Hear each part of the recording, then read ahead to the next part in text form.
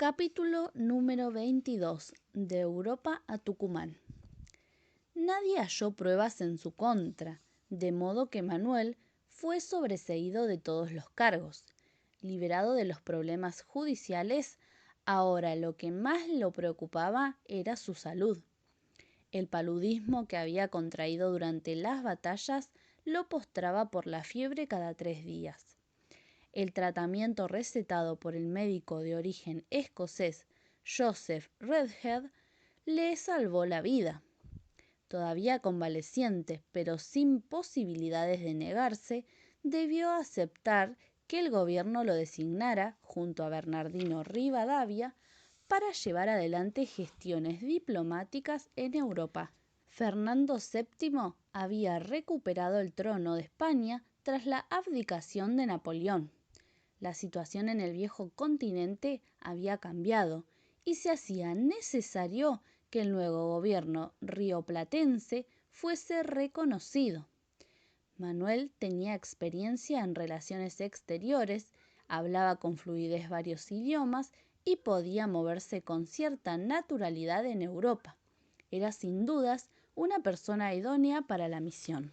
El viaje en la corbeta Zephyr comenzó el 18 de diciembre y el 12 de enero arribó a Río de Janeiro. Manuel y Rivadavia bajaron para entrevistarse con el embajador inglés.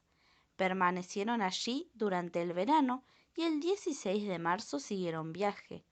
Casi 2 meses después, el barco amarró en Londres. Manuel no sabía que Rivadavia llevaba una propuesta concreta a la corona inglesa: instaurar una monarquía de origen británico en el Río de la Plata. Pero en Buenos Aires y en Europa las cosas habían vuelto a cambiar. En el Río de la Plata, el cargo de director supremo ya no estaba en poder de Gervasio Posadas ni de Carlos de Alvear, sino de Ignacio Álvarez Thomas, sobrino político de Manuel, y la atención de los porteños estaba concentrada en combatir los alzamientos contra el nuevo poder central que se producían en algunas provincias. En Europa, Napoleón había sido derrotado definitivamente en Waterloo. Ante este panorama, la idea de proponer que una hermana de Fernando VII asumiese como monarca rioplatense tampoco prosperó. Sin razones para permanecer en Londres, Manuel acató la orden que había recibido desde Buenos Aires y volvió. Como sus antecesores, Álvarez Thomas tampoco duró mucho en el cargo, pero antes de dejarlo, firmó la convocatoria a un Congreso General Constituyente, que empezó a sesionar el 24 de marzo de 1816 en Tucumán.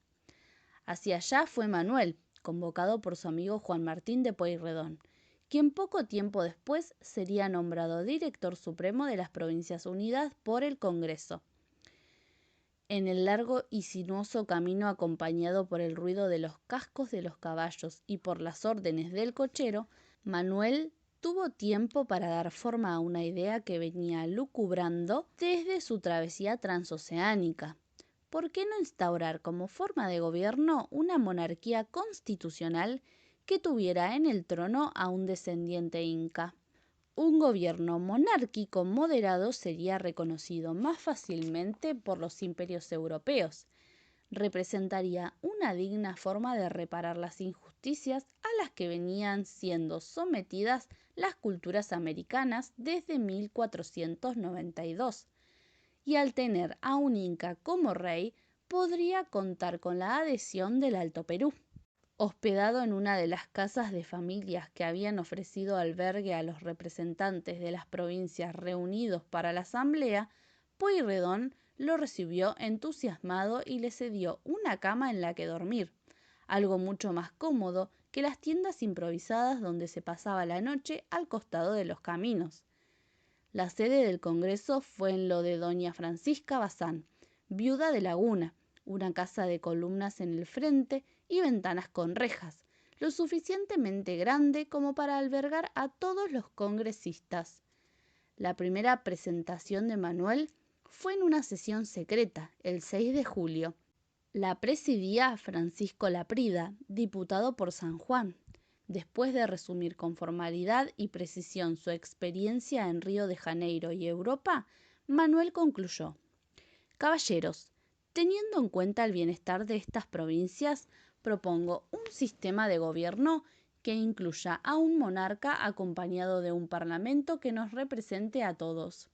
Este rey puede ser uno enteramente americano, descendiente de los antiguos incas, que tienen los primeros derechos sobre este suelo. La respuesta fue negativa. Excepto algunos diputados del noroeste, nadie se entusiasmó con la idea. Más bien todo lo contrario. Que San Martín y Güemes creyeran que valía la pena considerar la propuesta de Manuel no sirvió de nada. Así que el 9 de julio, cuando en sesión ordinaria se dio tratamiento al proyecto de deliberación sobre la libertad e independencia del país, la iniciativa de Manuel ya había sido completamente descartada.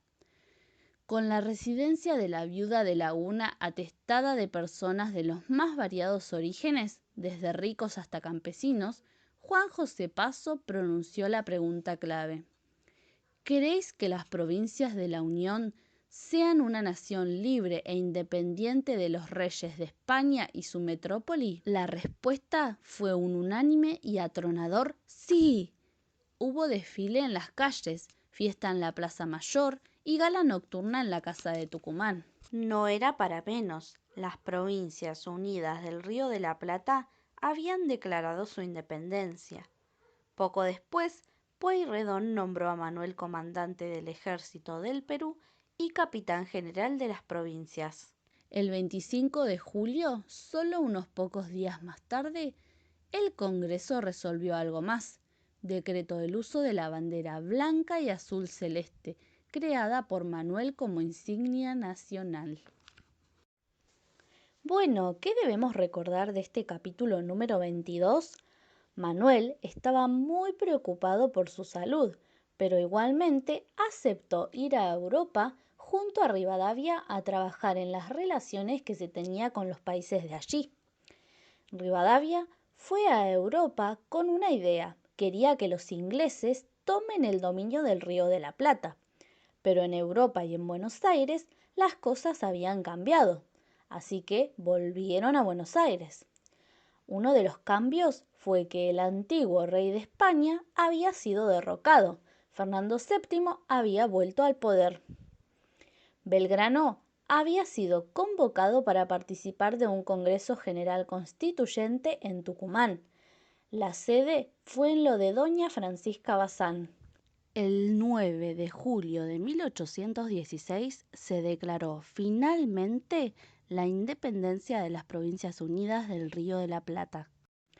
El 25 de julio de 1816 se decretó el uso de la bandera creada por Belgrano como insignia nacional. ¿Qué sucederá a partir de ahora en las Provincias Unidas del Río de la Plata?